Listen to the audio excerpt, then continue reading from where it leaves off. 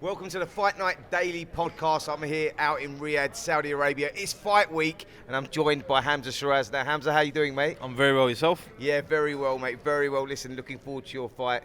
WBC middleweight title fight. Yep. Carlos Adames. Yep. Talk us through it, mate. Great fight. Great fight. Got all the ingredients to really be an explosive fight. Two punches, two confident fighters. But I feel like me being a challenger in this fight is giving me that extra edge to really want to inflict damage. I mean, and that's where we're at with this now, isn't it? When you box for a world title, you're always sort of like the underdog going into that one because you're the unproven one at that level. Now, you've done nothing wrong so far, and everyone that's been put in front of you, you've delivered. Yep. And people talking about you being there. Now this is your opportunity. Now we step up to another level. Adames, spoke to him earlier, by the way. Super confident guy. Yep. Brings, heavy-handed. Brings a lot to the table. But you feel now the timing's right for you, yeah? Yeah, for sure. I mean, this is it. You know what I mean? This is the top level of boxing. What I feel I've been born to do. You've made sacrifices, haven't you? It's not like this has just been gifted to you. I know, You've been yeah. working. Like, you took yourself stateside. Yeah. Explain to the viewers here, exactly what you have to go through there, because it's not a pretty life, is it? It's not what you. No, it's not. It's a lonely life. It's a lonely life. You're away from family. You're away from all the pleasures in life, and you're just there, isolated, chasing a dream. And yeah, in the early days, taking beatings and coming back from them, really. So it's not, all sunshine and rainbows. No, it certainly ain't. We know that you're a big part of Riyadh season. You know, Turkey Al Sheikh, you're an ambassador for Riyadh season. How good is it to be a part of this card, mate? Like, you're looking down the card, and I can't remember a time, and I think it is one of the best fight cards, if not the best fight card in boxing history. Yep. The depth of it from top to bottom. How good is it to be a part of that? Yeah, listen, when I was with all the fighters yesterday, when we was up in that ring together, sitting down, it was kind of like a surreal moment. Like, now, listen, you're amongst all these great fighters. What a blessed opportunity I've got, and what an opportunity I've got to kind of come through and become a world champion. Yeah, absolutely. Listen, I want to go through the card. You're going to be co-presenting with me tonight. Now. Let's do it. He's fighting for the WBC middleweight champion, co-presenting. Here we go. Yeah, listen, I'll just go through the card. Joshua Boatsy versus Callum Smith, WBO interim great fight. heavyweight title. What a fight, man. Yeah, great fight. I'm leaning towards Callum Smith. Yeah. I'm leaning to, and the reason I say this is I like both guys, great guys. But I feel like going off his last few performances, I think Callum Smith poses too much of a problem for him at the minute. Yeah. So that's kind of where I'm at with that. Do you feel that experience there plays a big part in that one? Yeah, and I feel like the jump from Willie Hutchinson to Callum Smith is a different level. Level. Someone who's been there, done it, unified titles, big for the weight, strong, can punch. And then you had Willie Hutchinson. It was only his second fight at 175. You know what I mean? I feel like it was a close fight between him and Boatsy. Listen, that's what I'm loving about this card, right? Is that like we're all going to have an opinion, and it's all based. What do you think of that fight? I think it's a great fight. Yeah. I think that is a great fight, a real 50-50, like you say. Like Joshua Boatsy, Hutchinson last time out was a good victory. Yeah. But now you're going up to another level. Yeah. That's what we're talking about. Like with you stepping up to that level as well. Yep. Callum Smith. Yep. In his day, at his level, he's going to be tough to beat for Joshua Boatsy. Timing is key in boxing about everything. And it may be Boatsy's time. Yep. It's one of them ones you go, it's so if you had to put your money on it, are you going with? If I had to put my money on it, I'm going to lean towards Joshua Boatsy. 1-1. There you go. I got 1-1. Right, let's move it on. Come on, because I'm liking this momentum.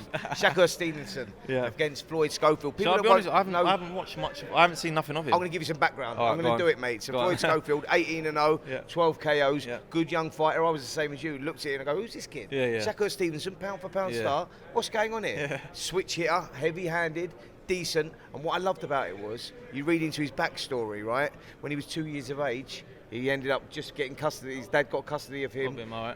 They ended up on the streets, mate, homeless, begging, living rough on the streets, right? And that's the life that he went through. So you know that the DNA is there. Yeah. He's tough, he's rough, and he goes, I've gone from that to finding myself on a Riyadh card. Can you imagine that? Crazy. Like the story, the journey is insane, and I love that fight. But Shakur Stevenson, for me, is the new Floyd Mayweather of today. I think this guy is unbelievable, purist. And you've got to say Stevenson wins that fight. Yeah, I agree with you on that. Cabiel versus Zhang. Great fight. What a fight. come on, what a fight, mate. Where do you go with that? Where do you go with that? I think I got Caballero for the win. Right, I'm going to go Zhilei Zhang for the win. Yeah? Yeah. Do you want a reason? I feel like his momentum, and I feel like his aggression, and they underestimate his size and how strong he is. I like it, and I think that Caballero is going to make the mistake like he done against Sanchez and go to the body of Zhilei Zhang. That'll be his undoing, because Zhang's a but he's got to be careful as well. Great counter-puncher, heavy-handed. Love that one. Madrimov, Virgil Ortiz is a great fight. Yeah. I'm leaning towards Madrimov. Wow. I feel the only reason I'll go for him is because I feel like after the Crawford fight, I feel like he's got a point to prove, and number two, I feel like he's too dynamic. Yeah. His movement is just different, and it's different, and I feel like Ortiz can only press him. He ain't going to box him. Yeah, I like that one. And against Baraszek last time out, Virgil Ortiz, I think he had to show a lot of character in that fight as well. And that, for me, was the development that he needed before going into a fight of this magnitude, because Madrimov is the best fighter that he's boxed so far. But I think this Ortiz's night. Do you know what I love about this podcast? Go on. That one of us is going to be right all the way through this one, because we hadn't agreed on one yet. Let's go with this move on. Daniel Dubois versus Joseph Parker. See, what for me, fight. that's a dead 50-50 fight. But I like that. Because I'm co-presenting here, I'll give a prediction. Yeah, come on, man. Dubois, momentum, age, confidence. I think them three factors are going to be the difference. I'm going to give you a more precise percentage here. Go on. I'm going 52% to 48 to Daniel Dubois. Yeah. I'm with you, mate. I'm going to go with Daniel Dubois. And let's go for the main event, man. Last October, what did we witness there? Us as boxing fans, not just ex-boxers, current boxers. Yeah. As fans, what you witnessed there, what you witnessed unfold, you had everything in that fight. Yeah. With Beterbiev and Bivol. Yeah. How does Bivol turn it around, mate? Has he had to go soul searching? It might sound a bit silly, but I think the only thing he can do different is throw more punches. But he threw enough the first fight, because I don't think he's going. Well, it'd be silly to stand with Beterbiev. It'd be silly to stand with him.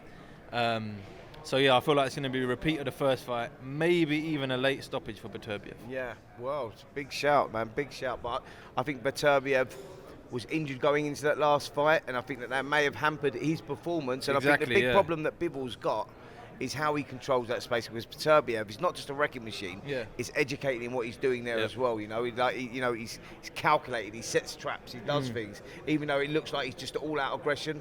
And so I think that Beterbiev. But yeah, definitely. Listen, just before we let you go, mate, what's the plan for the week? What do we do now? We've got grand arrivals. Yep. We've got coming up. I mean, talk us through the week quickly. We just go for the motions, really. Go for the motions. Do what I have to do, and then make the last bit of weight, and then crack on fight night. Yeah, and also just talk to us a little bit about grand arrivals. What that's about? Yeah, no, it's all good. I've done it once before. You going to be looking slick? I think I'm gonna be in a tracksuit tomorrow. Oh, I ain't bought my suit with me. You know what I mean? I'm not used to seeing you. It's like the sharpest man in the business. But we'll see how it goes. Yeah, brilliant. Well, listen, always great catching up with you, man. And you're in great form, by the way, for fight week as well, with a fight of this magnitude. Yep. Wish this guy all the best, man. Thank you very much, man. Proper hard work, and you're a product of what you put in, you get out, and you deserve that. So absolutely, thank you. Guys, listen, you can catch us on the talkSPORT Boxing YouTube channel. Just follow that all through the week. We're going to be having loads of interviews with guys like this, Mr. Hamzah Sheeraz, the new WBC middleweight champion. But for the Fight Night Daily Podcast, that's it today.